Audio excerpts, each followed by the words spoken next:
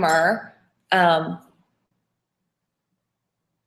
here we go. Sorry, we had a little technical difficulty. Okay, so this is called the Troublesome 6. And in my experience of teaching English as a second language, what I've noticed is that people typically have a big problem differentiating the meanings between these 6 irregular verbs. Are you ready? Get your pen and paper out so you can write down what they are, because I'm going to go through the list of them and I'm also going to give you the meaning.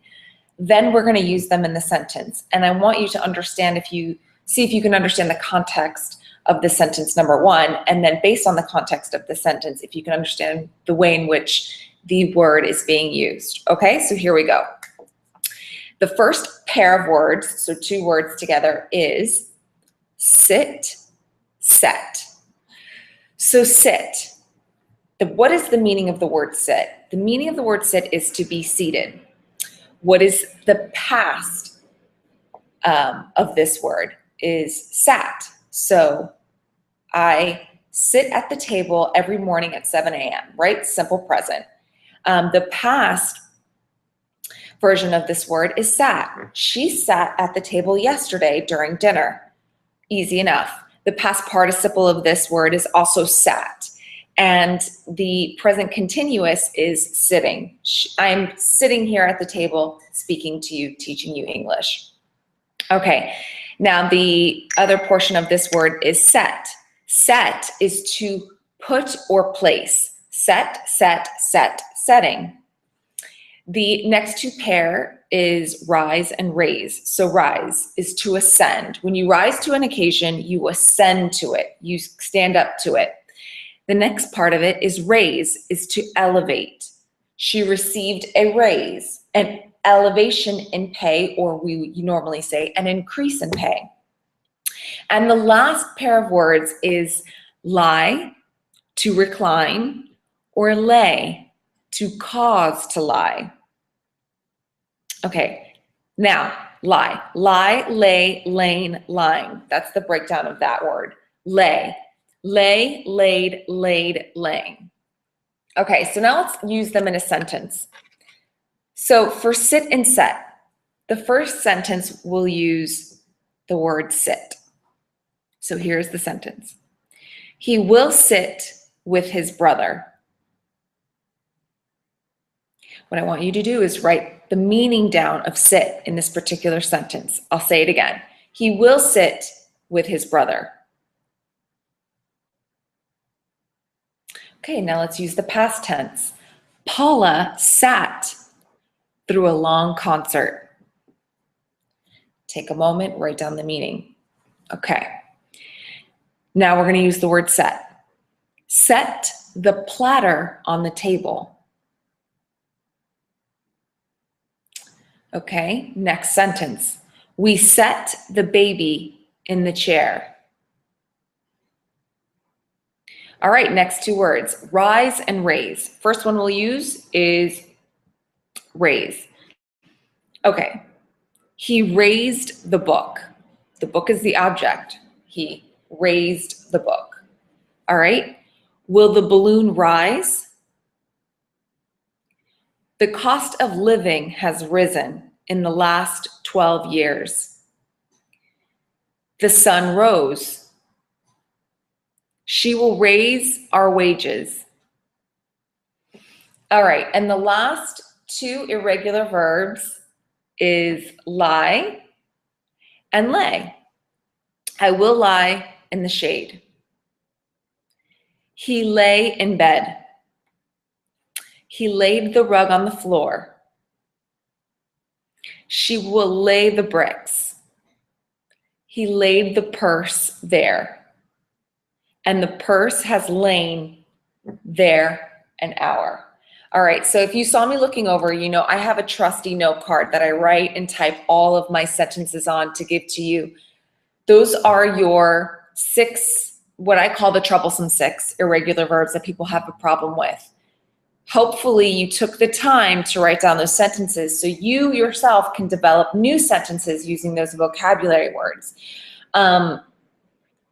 I have some questions here. I want to get a little bit into Q&A so that way any of you have questions that might be similar to the ones that I'm seeing right now. Hopefully you'll find that they've been answered. And the first question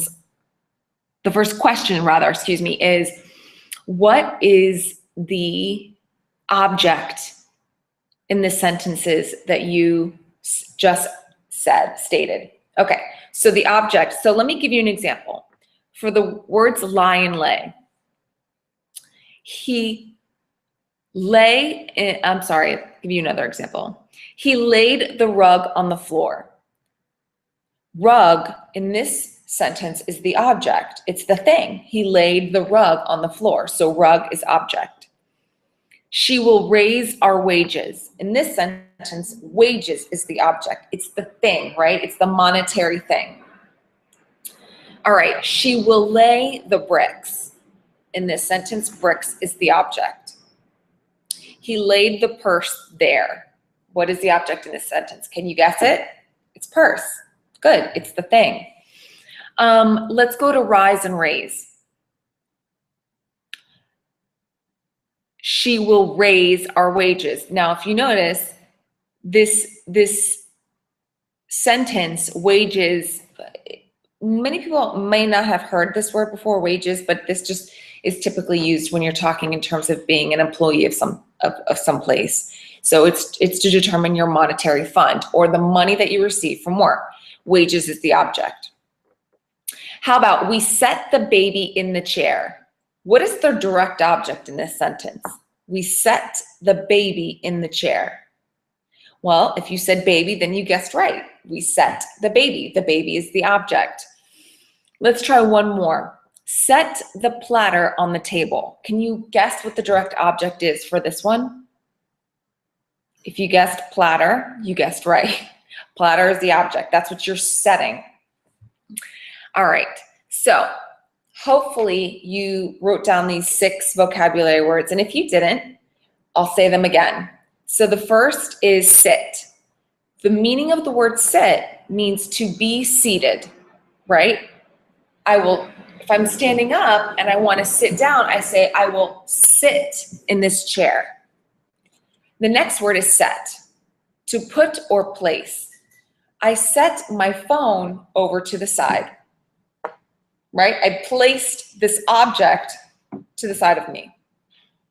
The next one is rise, to ascend, all right? I will rise to the occasion and be a better person. Now that's a very abstract way of using that word. Another way you can use it is she rose. She rose from the dead, coming back as a zombie. That's a more concrete way of using that word, and it's a little funny way of using it as well. Okay, raise, to elevate, to raise your wages, and things like that.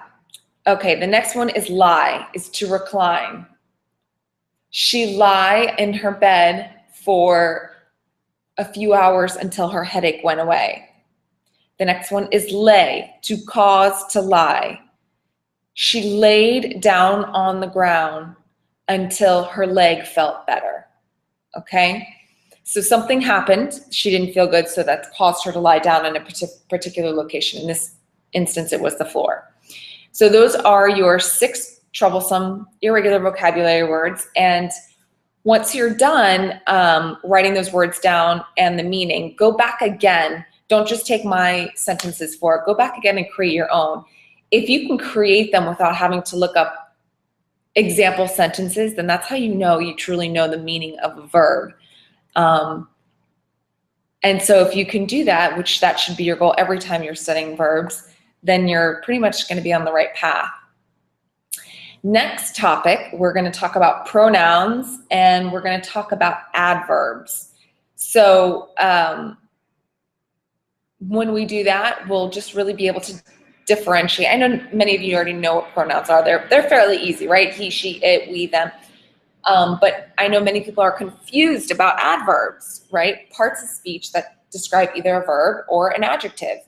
And often case, they describe other parts of speech. So I want you to feel really confident about grammar and English grammar because it's not actually that difficult. And I want to be able to make something that can be complicated or seem complicated become very simple and easy to understand for you. So tune into our next broadcast, and I will have a great lineup for you for adverbs and pronouns and how we can create sentences using both of those. If you have questions about adverbs now prior to our live broadcast, I want you to put those together so that way you can ask me in the moment of, and then we can talk about how your questions can be answered properly and how everything can start making sense to you. All right, until then, have fun with your Troublesome 6 and don't forget to go over it. Practice makes permanent, not perfect. Practice makes permanent. What you practice, you will remember. So practice well, practice smart. This way, whatever you remember is right. Till then, bye-bye.